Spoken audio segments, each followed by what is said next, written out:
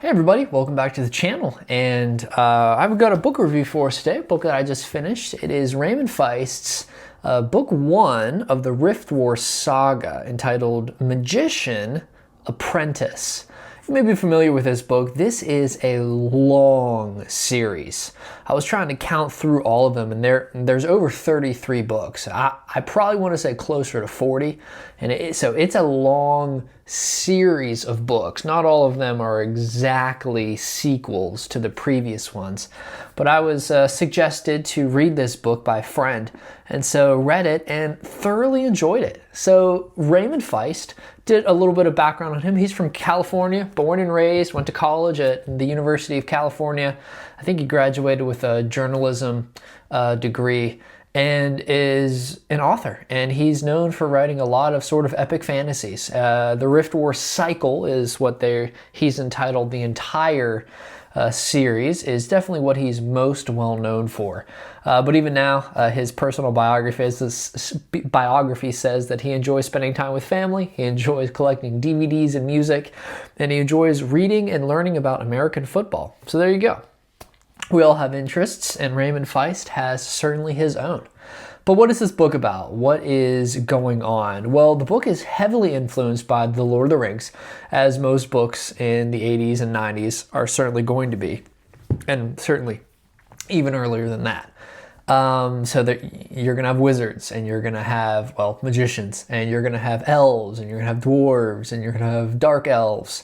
And that's true for here as well. And you're going to have big, earth-shattering consequences and threats.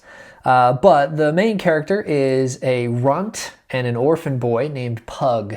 And on the day of choosing, when the young boys who have grown to the age of apprenticeship are being chosen by the different crafts, poor Pug is left all alone at the end.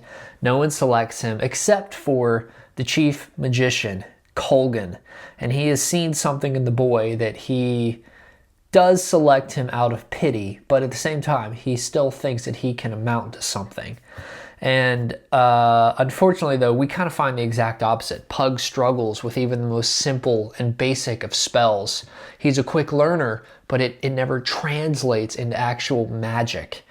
And that's quite frustrating for him. Pug has a best friend. His name is Tomas, and Pug has a crush, which is the princess of Cryde, which is the province in which the story primarily takes place. And we do have a pretty cool map, I believe. Yes, pretty cool map of Midkemia right in the front. So you've kind of got all your major places and situations going on, which is super helpful. I love a good map. And he has a crush on Princess Carleen, the Duke's daughter. And it's interesting to see how their characters begin to connect. Well, the story really takes off when Pug and his best friend Tomas find a wrecked ship with a strange man who proves to be otherworldly. Pug has been welcomed into the Duke's, not family, but his personal court, because with nothing else the Pug could really do, he sort of became the stable boy and would take the princess on rides, and they would go riding through the forest. Well, they were attacked by two goblins, two goblins or trolls, I forget which, but in a moment of stress, Pug actually did produce a magical spell, not from any charm or book or reading, but from seemingly himself, and killed the trolls, and so saved the princess's life. And from that moment, she feels very, very differently about Pug than she did before, and that brings him fame throughout the dutchy. Well, they find a man in a wrecked ship who proves to be from not the world of Midkemia, and there's much confusion about it.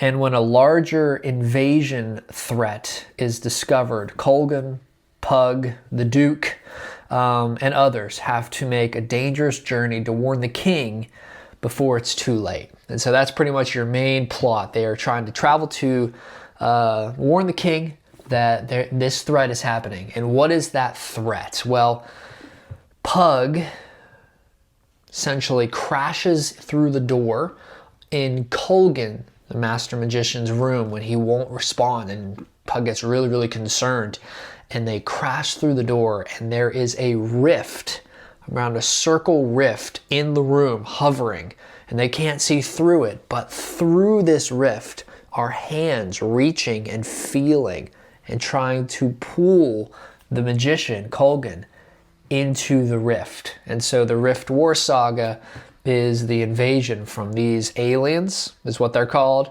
into Midkemia, the world of the kingdom.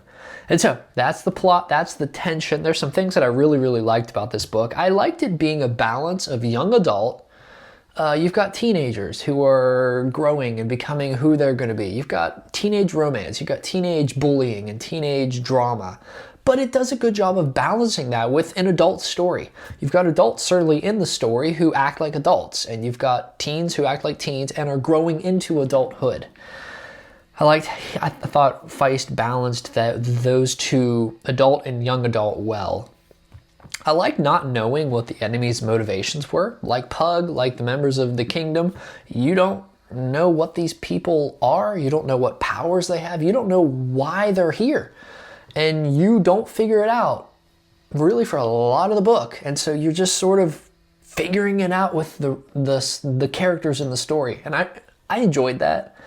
I liked Pug's inner conflict, and I liked his acceptance into the Duke's court. Duke Boris is one of my characters that I really appreciated. He's noble. He's genuine. He is an honorable soldier, an honorable father, and an honorable duke. And I liked how he accepted Pug into his court and treated him very well, almost like the father that he didn't have.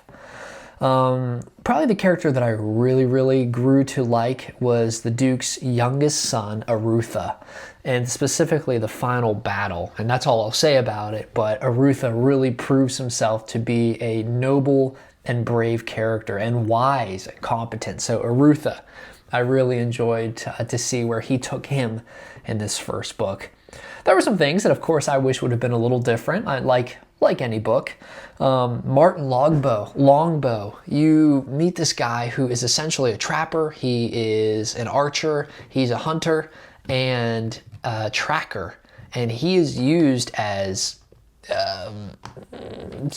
espionage. He's used for tracking. He's used for certainly spying on the enemy.